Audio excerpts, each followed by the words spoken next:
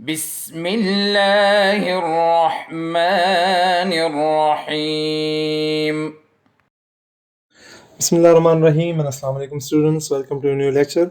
आज के लेक्चर में हम लोग चैप्टर 3 को कंटिन्यू करते हैं। 3.3 तक हम लोगों ने इसमें काम कर लिया था। आज हम 3.4 एक्सरसाइज करेंगे। इसमें हम लोगों ने अगर आपको 3.2 एक्सरसाइज है तो उससे पहले मैंने आपको कुछ प्रॉपर्टीज़ बताई थी, थ्योरम्स बताए थे, जिसमें alternendo, invertendo, componendo, dividendo and componendo dividendo combine, वो सारी प्रॉपर्टीज़ हम लोगों ने पढ़ी थी। तो वो प्रॉपर्टीज़ हम लोगों ने याद रखनी है। वही प्रॉपर्टी यहाँ पर दोबारा यूज़ करनी है। अगर किसको वो हो कन्फ्यूजन हो, उसमें याद ना हो, क्लियर ना हो, तो दोबारा आप लोग video number I think 19 video थी, वीडियो लेक्चर 19 में जो है हम लोगों ने वो एक्सप्लेन किया हुआ है। वो दोबारा देख लें, आप लोग को रिवाइज हो जाएंगी। अच्छा, अब इस एक्सरसाइज में हम लोगों को मुख्तलिफ क्वेश्चन दिए होंगे, कुछ गिवन होगा और कुछ हमने प्रूफ करना होगा। यहाँ पर एक मेथड के मेथड भी आता है, वो जब क्वेश्चंस हम लोग उसके पढ़ेंगे तब उसके हिसाब से उसको पढ़ लेंगे। फिलहाल हम लोगों ने जो पढ़े हुए प्रॉपर्टीज़ हैं, कंपोनेंडो, डिवाइडेंडो, अल्टरनेंडो, जो और था इन्वर्टेंडो वगैरह था, जो भी थे, वो सारी की सारी जो है पांचों के पांचों थ्योरम्स वो हमने यूज़ करने हैं इन क्वेश्चंस को हल करने के लिए। अब इस क्वेश्चन में आपको ये दिया हुआ है कि ये दोनों फ्रैक्शंस, ये दोनों रेशोज़ जो हैं वो हमारे पास क्या हैं, इक्वल है। A ratio B is equal to C ratio D. और इससे क्या प्रूव होता है, देखें, रेशो हमें पता है कि डिवीजन हम चेंज कर सकते हैं, तो इसका मतलब यह है कि A by B is equal to C by D. अब इसको यूज़ करना, ये हमें गिवन है, इस चीज़ को हमने सिर्फ यूज़ करना और ये प्रूफ करना है कि 2a plus 3b divide by 2a minus 3b is equal होता है 2c plus 3d divide by 2c minus 3d। इसके लिए क्या करेंगे, इसी इक्वेशन को ले लें, ये जो हमने लिखा हुआ है इसको इक्वेशन नंबर 1 नाम देते हैं, और इस इक्वेशन नंबर 1 के साथ मल्टीप्लाई करते हैं 2/3 को। इससे होगा क्या, मल्टीप्लाइंग 2/3 विद इक्वेशन नंबर 1,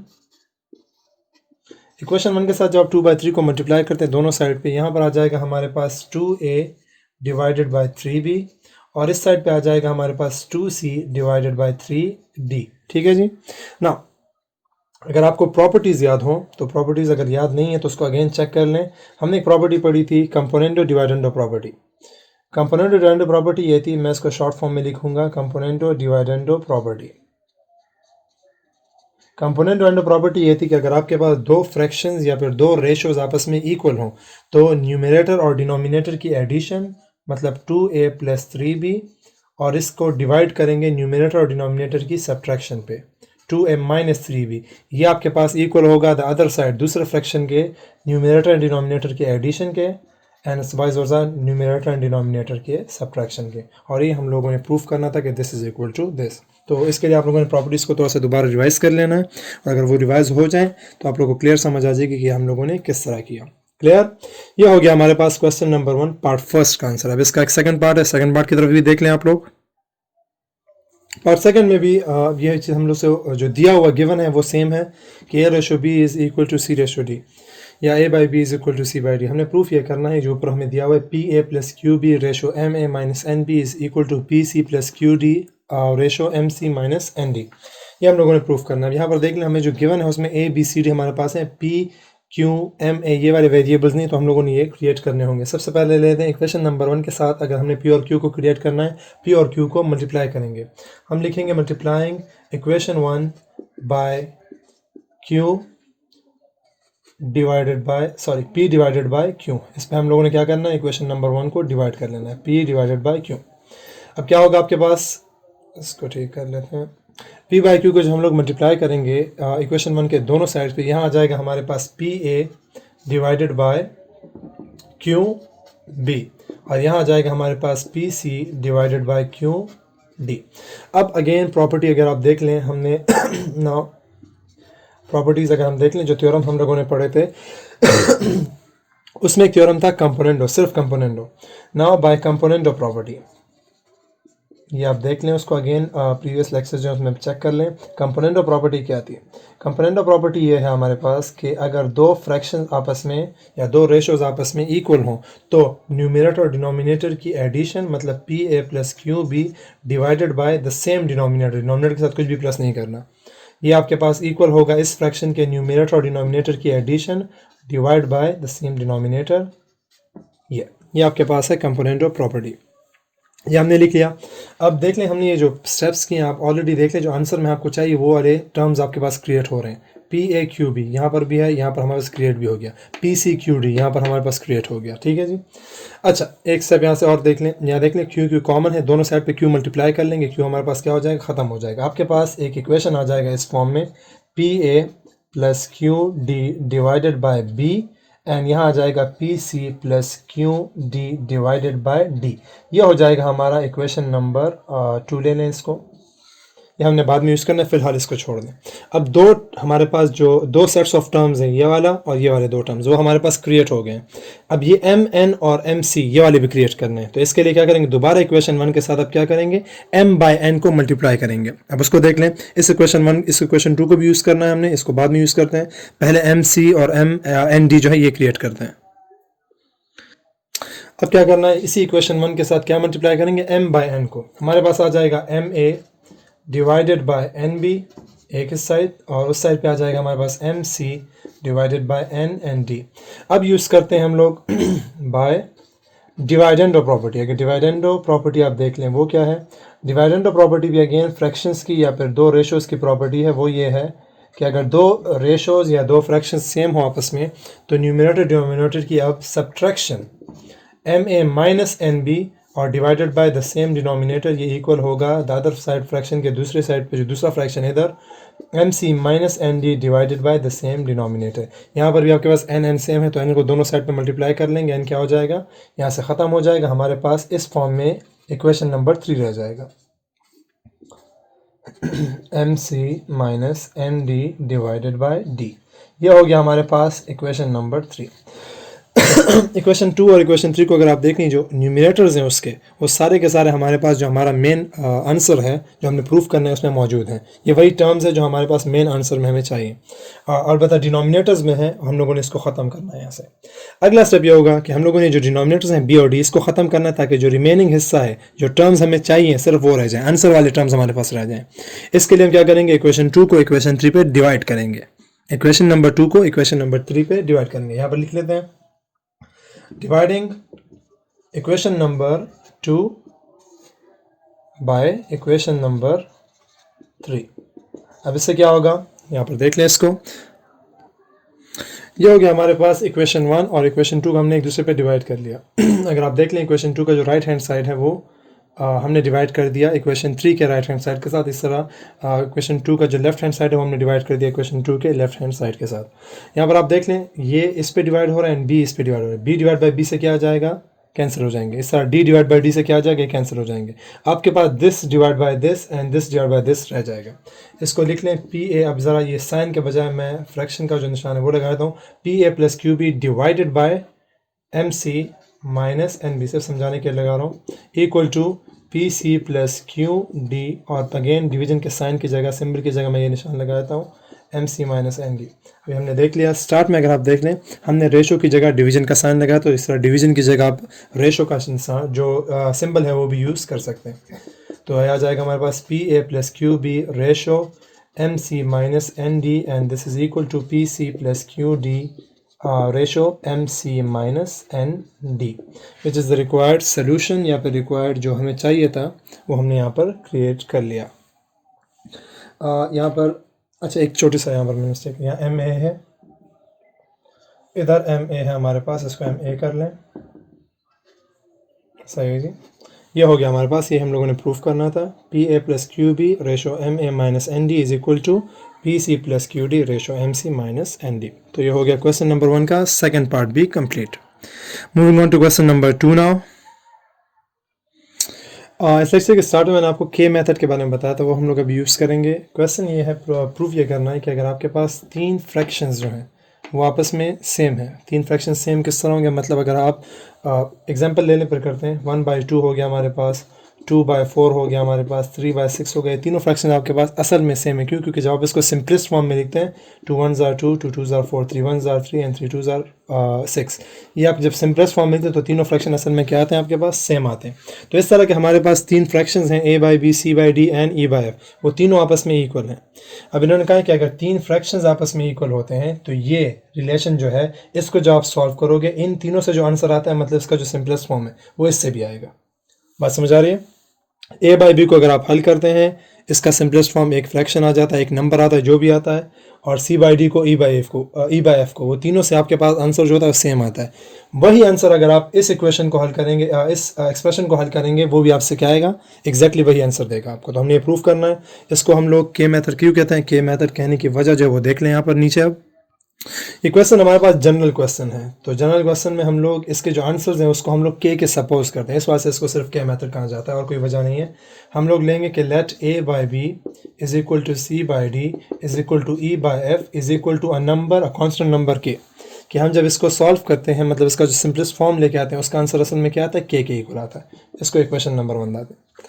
अब इसको जब आप हल करेंगे तो भी आंसर क्या आएगा, इसको हल करेंगे तो भी आंसर क्या आएगा, इसको हल करेंगे तो भी आंसर क्या आएगा, क्या आएगा। इसको अलग अलग कर लें, मतलब A by B is equal to K separately लिख लें, C by D is equal to के ये सेपरेटली लिख लें, and E by F is equal to के ये भी सेपरेटली लिख लें।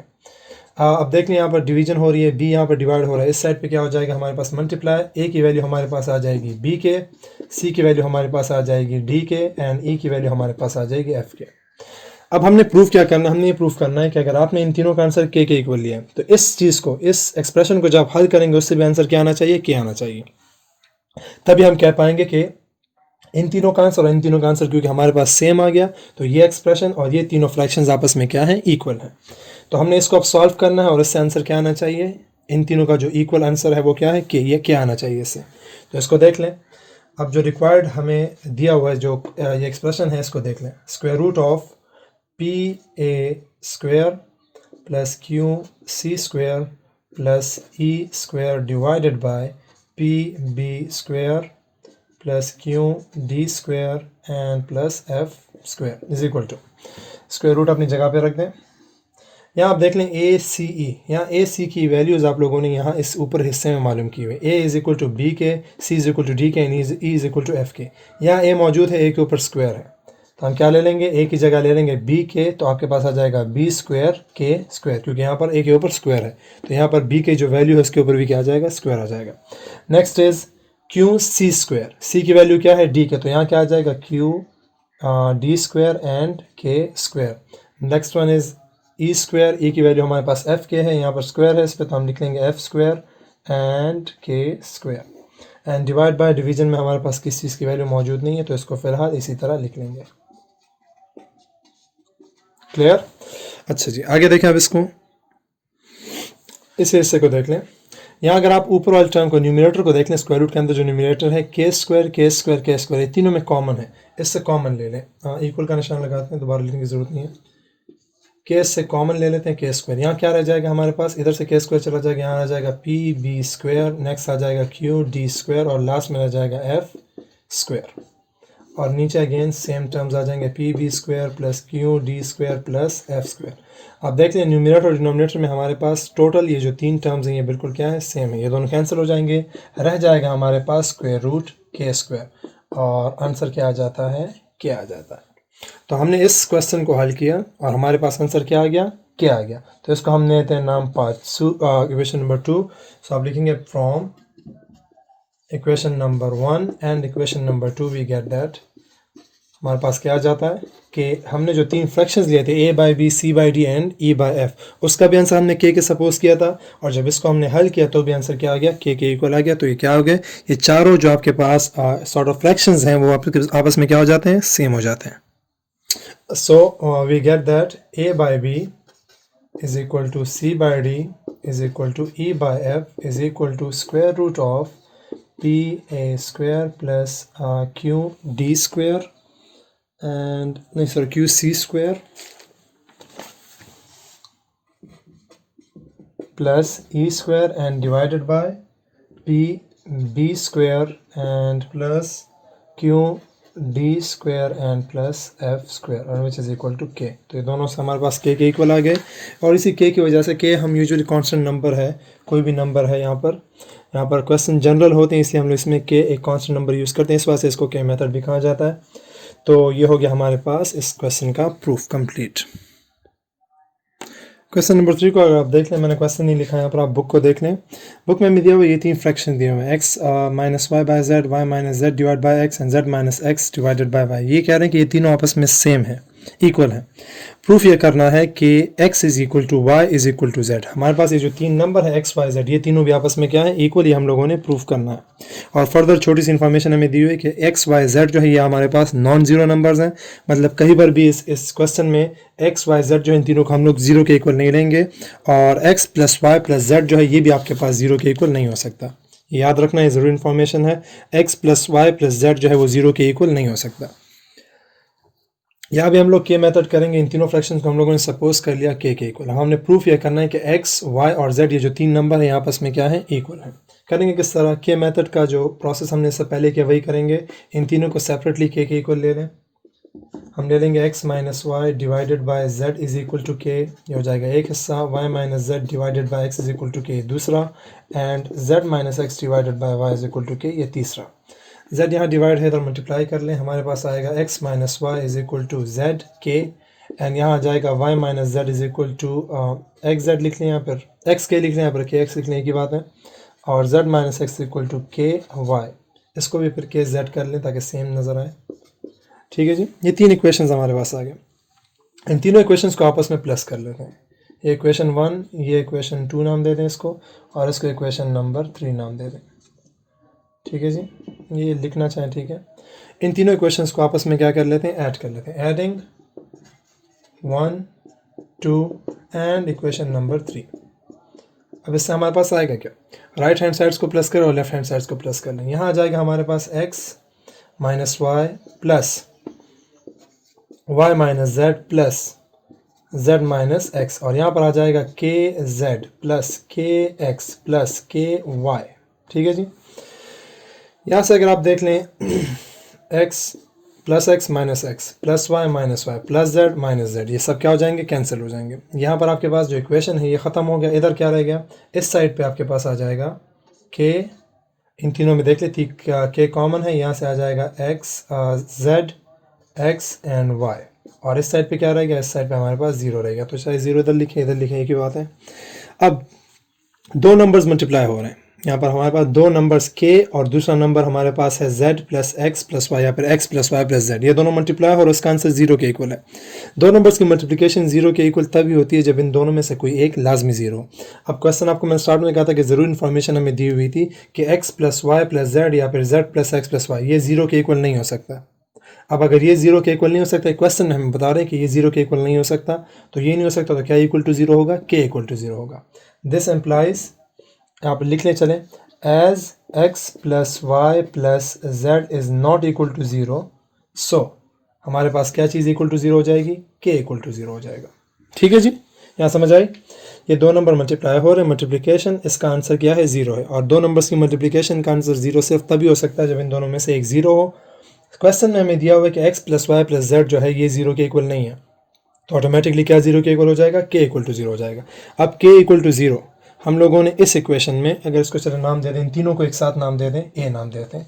इक्वेशन है कि जो तीन पार्ट्स हैं इन तीनों में हम लोगों ने के की जगह क्या पुट करना है, ज़ीरो पुट करना है। अब देख लें इस हिस्से को, इक्वेशन है क्या बन जाएगा, के की जगह हम लोगों ने इक्वेशन ए में क्या पुट कर लिया, ज़ीरो पुट कर लिया। अब z यहाँ मल्टीप्लाई और डिवाइड हो रहा है, इधर क्या होगा, मल्टीप्लाई, और जीरो मल्टीप्लाई बाय z से क्या आ जाएगा, ज़ीरो आ जाएगा। तो ये आ जाएगा x minus y is equal to zero. Similarly यहाँ पर आ जाएगा y minus z is equal to zero, और यहाँ आ जाएगा z minus x is equal to zero. y यहाँ माइनस है, x को हम इस साइड पे शिफ्ट करेंगे, क्या आ जाएगा, x is equal to y, यहाँ आ जाएगा y is equal to z, और यहाँ आ जाएगा z is equal to x। तो ट्रांजिटिव प्रॉपर्टी अगर आपने याद हो, x y के इक्वल है, y z के इक्वल है, z x के इक्वल है, तो ये तीनों आपस में क्या हो गए, सेम हो गए। This implies x is equal to y is equal to z which is the required proof. Clear जी। इसमें क्वेश्चन नंबर 4 जो है वो थोड़ा सा लॉन्ग है, तो उसको पर हम अगले लेक्चर में करेंगे। अभी कर लेते हैं क्वेश्चन नंबर 5। क्वेश्चन नंबर 5 में हमें अगेन तीन फ्रैक्शंस दिए हुए हैं, X plus Y divide by A plus B, Y plus Z divide by B plus C, and Z plus X divide by C plus A. ये तीनों आपस में इक्वल हैं, और प्रूफ ये करना है कि अगर इन तीनों का जो आंसर है वही आंसर हमारे पास इससे भी आता है, एक और फ्रैक्शन से, जो फ्रैक्शन हमें दिया हुआ है बुक में, अगर आप देख लें, इस फ्रैक्शन से X plus Y plus Z divide by A plus B plus C, ये तीनों एक साथ x plus Y plus Z divided by A plus B plus C, इन तीनों का जो आंसर है वही आंसर उस फ्रैक्शन से भी आता है। ये हमने प्रूफ करना है। तो सबसे पहले इसको अगेन के मेथड यूज़ करेंगे, इसको के इक्वल हमने ले लिया। अब प्रूफ ये करना है कि x plus Y plus Z divided by a plus B plus C से भी क्या आता है, के ही आता है। तो इसको इक्वेशन 1 नाम देते हैं और अगेन इसको सॉल्व करते हैं। a प्लस बी, इसको अलग अलग लेते हैं सबसे पहले separately. x plus Y and a plus B is equal to K, y plus Z divided by b plus C is equal to K, and z plus x divide by c plus a is equal to K. यहाँ जो division है वो यहाँ पर लें, हमारे पास आएगा x plus y is equal to, अगर आप मल्टीप्लाई करना चाहें होल मल्टीप्लाई कर सकते हैं, यहाँ पर सिर्फ k multiply by a plus b लिखें की बात है। लिख लें यहाँ पर के ए के बी, यहाँ आ जाएगा y plus z is equal to k b plus k c, and next one आ जाएगा z plus x is equal to k c plus के ए। ये तीन इक्वेशंस हमारे पास आ गए, इन तीनों इक्वेशंस को प्लस कर लेते हैं। एडिशन आप करेंगे यहाँ से, अगेन राइट हैंड साइड आएगा x plus Y plus z plus x is equal to, इस साइड पे आएगा k a plus k b plus k b plus k c plus के ए। ठीक है जी, यहाँ देख लें x प्लस एक्स क्या आ जाएगा 2x, y plus y 2y and z plus z हमारे पास आएगा 2z। इनमें सब में k कॉमन है, k बाहर कर लें यहाँ से। यहाँ जाएगा a plus B plus B plus c plus a। ठीक है जी, यहाँ पर भी एडिशन हो सकती है, उधर भी एडिशन कर लेते हैं। यहाँ आ जाएगा 2 कॉमन कर लें इधर से, यहाँ आएगा x plus Y plus z, और यहाँ आ जाएगा k, इधर आ जाएगा 2a plus 2b plus 2c, मतलब a plus a, b plus b and c plus c से। अच्छा जी, यहाँ पर ये जो नंबर है ये k के साथ मल्टीप्लाई हो रहा है, यहाँ पर मल्टीप्लाई हो रहा है, इस साइड पे क्या होगा, डिवाइड होगा। इसको ज़रा ऊपर देख लें, वहाँ पे इस एक्सप्रेशन को देखें, यहाँ पर हम लिखते हैं 2 multiply by x plus Y plus Z divided by 2a 2b 2c, जो है ये इधर शिफ्ट कर लें, 2a 2b and 2c is equal to, यहाँ पर सिर्फ k रह जाएगा। नीचे भी देख लें, नीचे भी हमारे पास क्या है, 2 कॉमन है सब में, यहाँ से 2 कॉमन कर लें, आ जाएगा 2 into x plus Y plus Z divided by 2 into a plus B plus c, sorry is equal to k. 2 क्या हो जाएगा हमारे पास, कैंसिल, एंड जो आंसर आ जाता है, अगर आप बुक में देख लें अगेन, यही हमसे मांग रहे थे कि x plus Y plus Z divide by A plus B plus C जो है, इसका आंसर भी वही आना चाहिए जो उन तीनों फ्रैक्शंस का आंसर है। उन तीनों फ्रैक्शंस को हमने ऑलरेडी के इक्वल लिया था, और इसको जब हमने हल किया पूरे इक्वेशन को, हमारे पास ये साइड किसके इक्वल आ गई, ये भी के इक्वल आ गई। तो आप लिखेंगे so from equation number 1 and equation number 2 we gate